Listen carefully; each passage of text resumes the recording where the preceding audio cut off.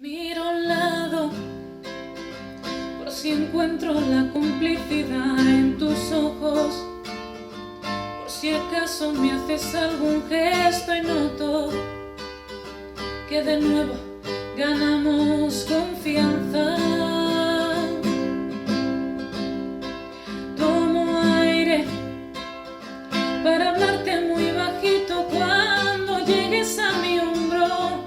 Demasiada tempestad para un viaje. Mírame, pero no digas nada.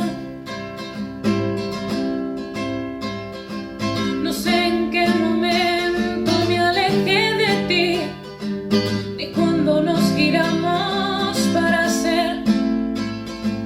El caso es que ahora somos dos extraños en el bar del desengaño y nos falta hasta la sed.